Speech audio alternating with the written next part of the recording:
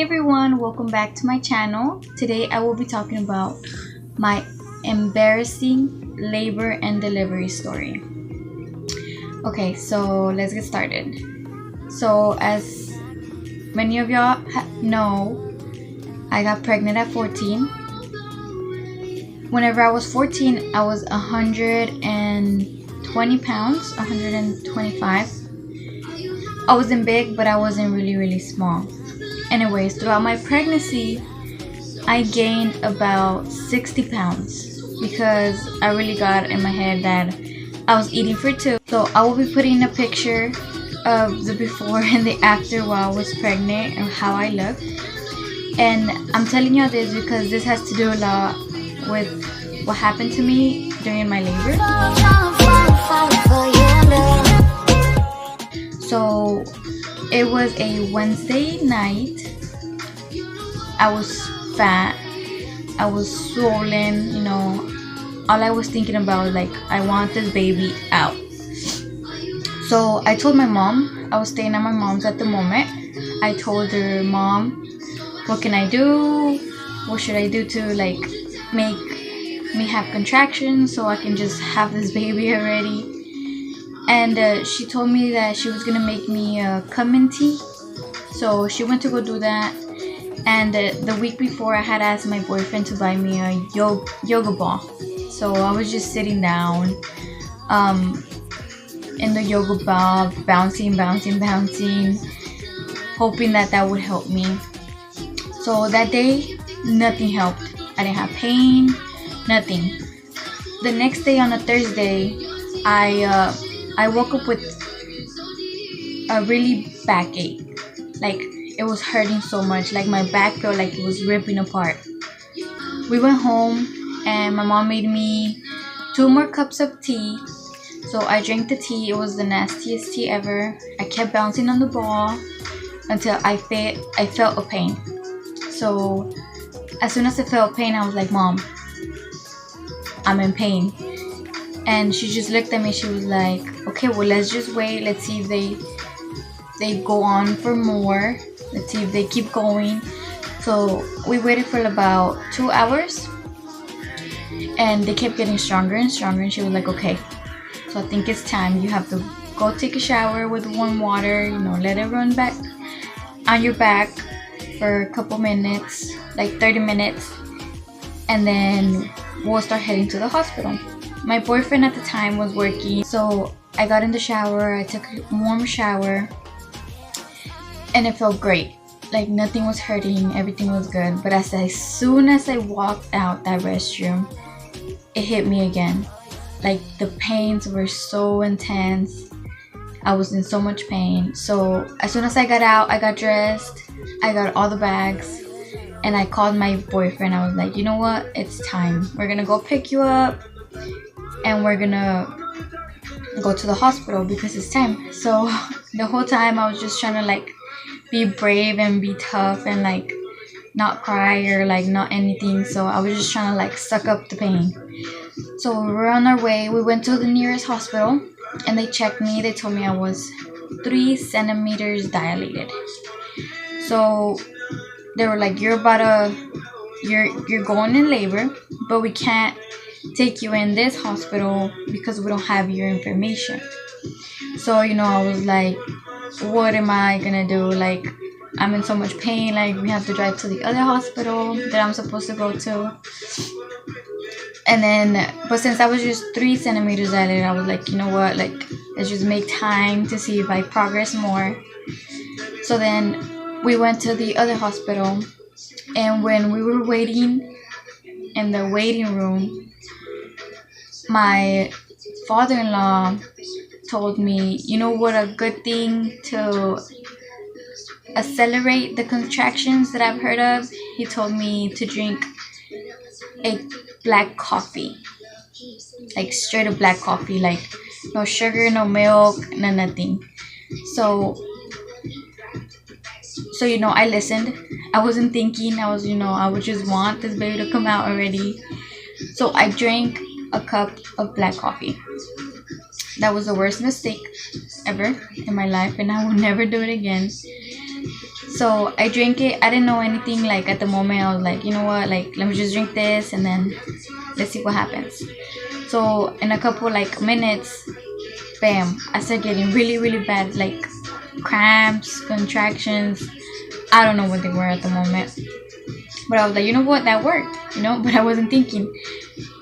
I was like, okay, that worked. So let's just keep on going. So we went to we got accepted into the room where all the pregnant ladies were at. It was like 7 of them. I was at the very edge, and they were checking me. The doctor kept leaving because other ladies needed help, and then she kept coming back. And whenever I was in bed, I needed to go to the restroom, like not pee. I needed to take a shit. So I told the nurse, I was like, nurse, I need to go to the restroom. Like, I need to go. She was like, I'm sorry, but you can't go. You have to wait till the doctor comes and checks your pressure. Because whenever you're in labor, many women mistake going into the restroom to having your baby. Because whenever you have your baby, it feels like you're taking a shit. So I kept telling her, I'm like, no, like I really do need to go to the restroom. Like, I'm not kidding. Like, if you don't let me go, I'm gonna go by myself. So she was like, okay, you just wait a couple minutes. So I told her 3 times. The third time, she was like, okay, I'm sorry, but I can't let you go until the doctor comes. She kept repeating to herself, and I kept repeating myself that I really needed to go to the restroom. So I was like, you know what? Forget it. I stood up, and then as soon as I stood up and started walking a couple steps, bam, I basically shitted my pants. I didn't have pants at the moment because obviously they had to check you, but there was shit everywhere. So I made it to the restroom and I sat down and I exploded, like diarrhea exploded. I had shit all over myself. So the nurses heard me and I could hear them whisper, like, you know, whispering things. I didn't know what they were whispering about. And I was so embarrassed. I was like, what am I gonna do? Like, what do I tell them? What do I do? So I tried to clean everything as good as I could. You know, trying not to make it like seem like I had done anything. But yet my robe was all dirty. So I was like, oh, I'm gonna have to ask them for a new robe. So I just stick my head out the door, the restroom door, and I tell them, I'm sorry, but I need a new robe. And they were like, what happened? Are you okay? And then so I told them what happened. And then they were like, okay, no problem. Just here's a new robe and go back to your bed. So I went back to my bed. And then finally the doctor came back and checked my pressure. Everything was good. So whenever they checked me again, I was 5 centimeters dilated. 4 or 5 centimeters dilated. So then they told me, okay, we're gonna take you to another room, and this other room I had to share with another lady because the hospital that I went to, it was an old hospital, and they didn't have enough rooms for everyone, so I had to share a room with another lady. So I was there. They took me to another room. I didn't tell my boyfriend. I didn't tell my mom what had happened right at that moment. So when we got to the room, you know, I was okay. They told me, do you want the epidural? I was like, yes, I want the epidural. The pains were horrible. So they did the epidural, and then they told me, we're gonna have to break your water so we can make the delivery faster. So I was like, okay, then what did I have to do? So they popped my water. They broke my water, and then I went back to my room. So at the moment when I went back to my room, I couldn't feel anything from my legs down, you know. So I was like, okay, this is good. I don't feel the pains. But that just lasted for about 4 hours, and then my pressure went up. And for being pregnant and being in labor, that is really, really bad. So my pressure went up, and I didn't know, like the doctors were like scaring me, scaring my mom. All of a sudden, like I started like shaking uncontrollably, like just shaking, shaking, shaking, shaking. And I kept going from conscious to not conscious. And during that time, like every 15 minutes, I was shitting, like non-stop shitting. And I would turn to look at my boyfriend, because obviously I couldn't control my bowels. Like I couldn't just tell them I need to go to the restroom, because they weren't gonna let me. So the first time I was like, I need to go to the restroom, they were like, no you don't, it's okay, it's just it's the baby, like right there, and you're yeah, just pushing down. And I was like, no, like I really do it. They were like, no. And then I was like, you know what, forget it, they're nurses, they've dealt with this, I'm gonna just go for it. So I went for it. And then I would turn to look at my mom and my boyfriend, because those were the two people that were in there with me. And the face of my boyfriend was the funniest face ever. It was like he just looks disgusted, like of what was going on, like of what was happening. He looked scared, he looked disgusted. I can't even explain his face, but it was the funniest. Now that I look back at it, but at the moment it was just like, oh my god, like I'm shitting in front of my boyfriend, like oh my god. So anyways, every 15 minutes that would happen, or like less than 15 minutes, and the nurses had to change me and change me and change me, and the nurses were getting mad. So I told them, like, why are you gonna get mad if this is what you work for? And I was getting mad. So then whenever my pressure went up, they checked all my vitals, they blew blood out of me, and they took it to test it, and then they came back and told me that I had severe preeclampsia. And that's really bad. Like, it's a point where you're like, are you gonna live or are you gonna die? So I was very young, so probably that's one of the reasons why I got preeclampsia. Another reason would be maybe because I was overweight, or maybe because of the medications that they had to give me. Maybe I like got like a allergy or like a reaction to it. So whenever I was there, they told me I was in and out of consciousness. It came to a point where they asked my mom, who would you rather like save in a moment of death? So, and till this moment, she hasn't told me who she chose, either me or my baby. So, I haven't asked her, but I will.